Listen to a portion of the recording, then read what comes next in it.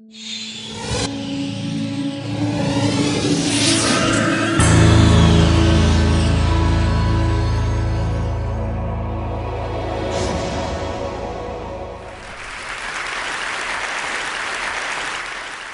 have long held a fascination for the human brain.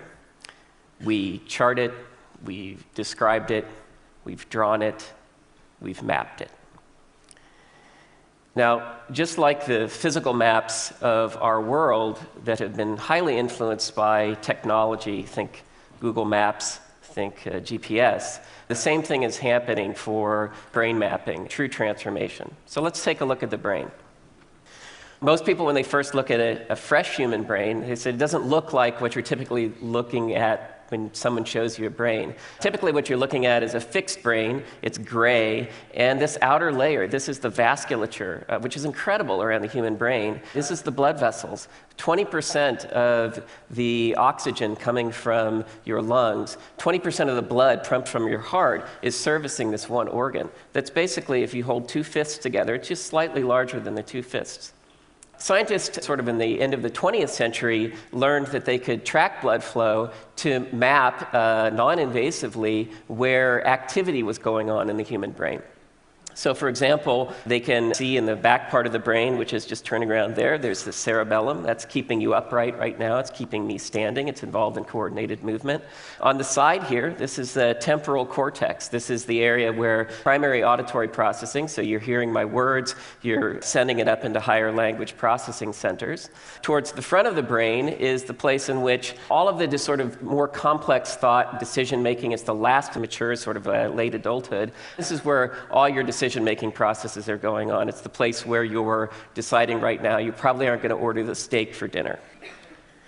So if you take a deeper look at the brain, one of the things, if you look at it in cross-section, what you can see is that you can't really see a whole lot of structure there. But there's actually a lot of structure there. It's cells and it's wires all wired together. So about 100 years ago, some scientists invented a stain that would stain cells. And that's shown here. In the very light blue, you can see areas where neuronal cell bodies are being stained. And what you can see is it's very non-uniform. You see a lot more structure there. So the outer part of that brain is the neocortex. It's one sort of continuous processing unit, if you will. But you can also see things underneath there as well. And all of these blank areas are the areas in which the wires are running through. They're probably less cell dense. So there's about 86 billion neurons in our brain. And as you can see, they're very non-uniformly distributed. And how they're distributed really contributes to their underlying function. And of course, as I mentioned before, since we can now start to map brain function, we can start to tie these into the individual cells. So let's take a deeper look.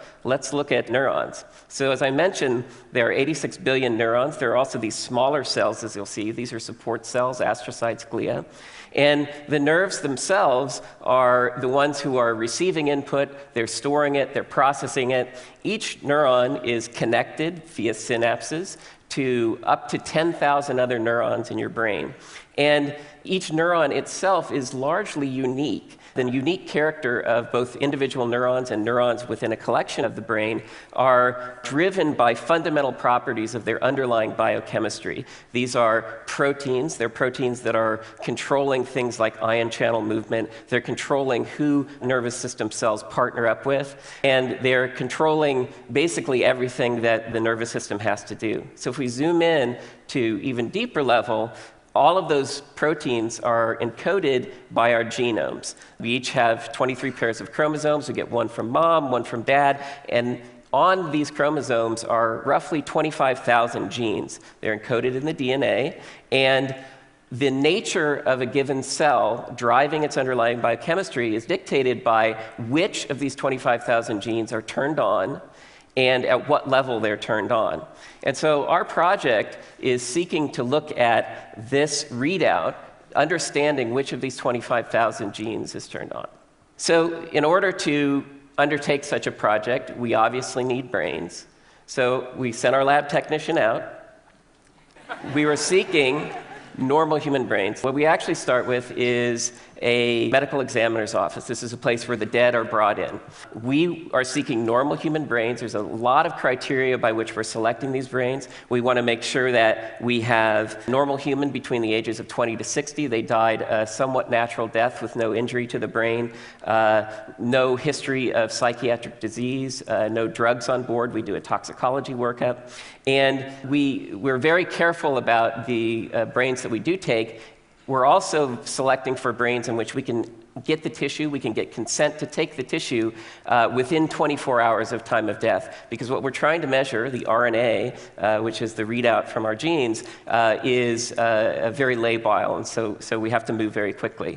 One side note on the collection of brains, because of the way that we collect and because we're requiring consent, we actually have a lot more male brains than female brains. Males are much more likely to die accidental death in the prime of their life, and men are much more likely to have their significant other spouse give consent than the other way around. So the first thing that we do at the site of collection is we collect what's called an MR. This is magnetic resonance imaging, MRI. It's a standard template by which we're going to hang the rest of this data. So we collect this MR, and you can think of this as our satellite view for our map. The next thing we do is we collect what's called the diffuse and tensor imaging. This maps the large cabling in the brain. And again, you can think of this as almost mapping our interstate highways, if you will. The brain is removed from the skull, and then it's sliced into 1 centimeter slices.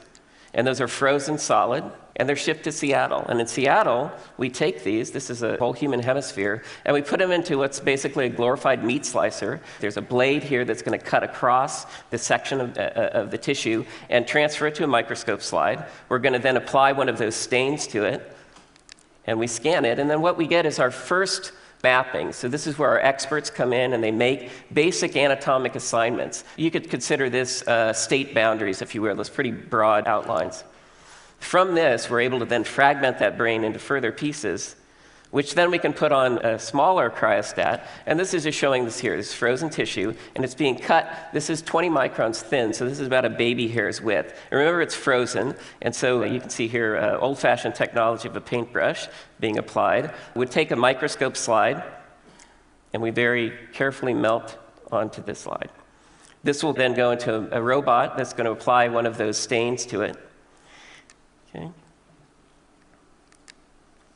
And our anatomists are going to go in and take a deeper look at this. So again, this is what they can see under the microscope. You can see collections and configurations of large and small cells in clusters in various places. And from their expertise, they understand where to make these assignments, and they can make basically what's a reference atlas. This is a more detailed map. Our scientists then use this to go back to another piece of that tissue and do what's called laser scanning microdissection. So the technician takes the instructions, they scribe along a place there, and then the laser actually cuts. You can see the blue dot there cutting, and that tissue falls off. You can see on the microscope slide here, that's what's happening in real time. There's a container underneath that's collecting that tissue. We take that tissue, we purify the RNA out of it using some basic technology, and then we put a fluorescent tag on it. We take that tagged material and we put it onto something called a microarray. Now, this may look like a bunch of dots to you, but each one of these individual dots is actually a unique piece of the human genome that we spotted down on glass. This has roughly 60,000 elements on it, so we repeatedly measure various genes of the 25,000 genes in the genome.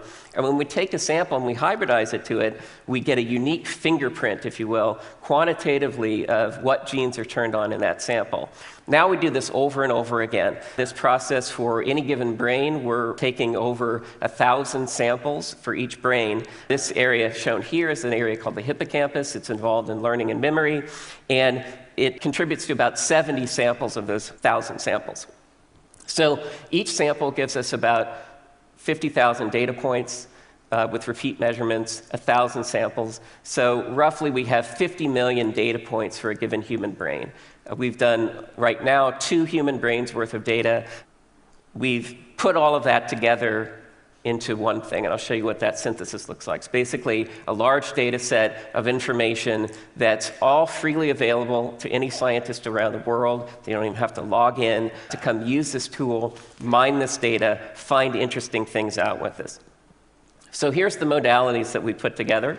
You'll start to recognize these things from what we've collected before. Here's the MR. It provides the framework. There's an operator side on the right that allows you to turn. It allows you to zoom in. It allows you to highlight individual structures. But most importantly, we're now mapping into this anatomic framework, which is a common framework for people to understand, where genes are turned on. So the red levels are where a gene is turned on to a great degree. Green is the sort of cool areas where it's not turned on. And each gene gives us a fingerprint. And remember that we've assayed all the 25,000 genes in the genome and have all of that data available. So what can scientists learn about this data? And we're just starting to look at this data ourselves.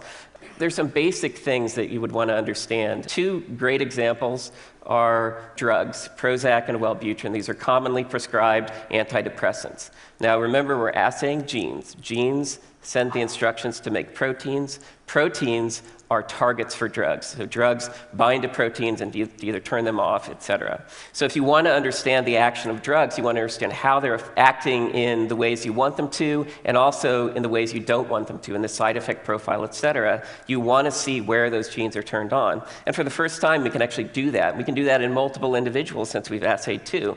So now we can look throughout the brain, we can see this unique fingerprint, and we get confirmation. We get confirmation that indeed the gene is turned on for something like Prozac in serotonergic structures, things that are already known to be affected. But we get to see the whole thing. We also get to see areas that no one has ever looked at before, and we see these genes turned on there. Is this interesting side effects? It could be. One other thing you can do with such a thing is you can, because it's a pattern matching exercise, because there's a unique fingerprint, we can actually scan through the entire genome and find other proteins that show a similar fingerprint. So if you're in drug discovery, for example, you can go through an entire listing of what the genome has on offer to find perhaps better drug targets and optimize. Most of you are probably familiar with genome-wide association studies in the form of people covering in the news saying scientists have recently discovered the gene or genes which affect X. And so these kinds of studies are routinely published by scientists, and they're great. They analyze large populations, they look at their entire genomes, and they try to find hotspots of activity that are linked causally to genes. But what you get out of such an exercise is simply a list of genes. It tells you the what, but it doesn't tell you the where.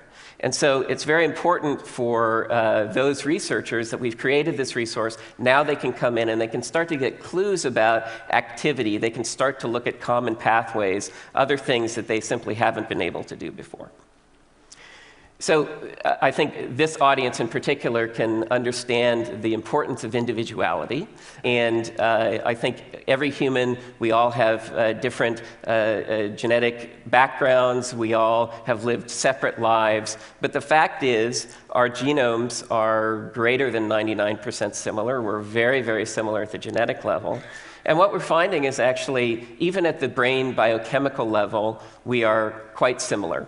And so this shows it's not 99%, but it's roughly 90% correspondence at a reasonable cutoff. So everything in the cloud is sort of roughly correlated. And then we find some outliers, some things that lie beyond the cloud. And those genes are interesting, but they're very subtle. So I think it's just an important message to take home today that even though we celebrate all of our differences, we are quite similar even at the brain level.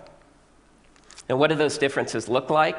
This is an example of a study that we did to follow up and see what exactly those differences were. And they're quite subtle. These are things where genes are turned on in an individual cell type. These are two genes that we found that as good examples. One is called relin. It's involved in early developmental cues. DISC1 is a gene that's deleted in schizophrenia. These aren't schizophrenic individuals, but they do show some population variation. And so what you're looking at here in donor 1 and donor 4, which are the exceptions to the other two, that genes are being turned on in a very specific subset of cells. It's this dark purple precipitate within the cell that's telling us a gene is turned on there.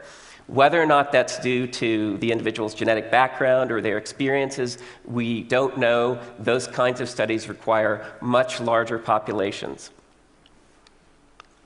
So I'm going to leave you with a final note about the complexity of the brain and how much more we have to go. I think these resources are incredibly valuable. They give researchers a handle on where to go, but we've only looked at a handful of individuals at this point. We're certainly going to be looking at more. I'll just close by saying that the tools are there, and this is truly an unexplored, undiscovered continent. This is the new frontier, if you will. And so for those who are undaunted but humbled by the complexity of the brain, the future awaits. Thanks.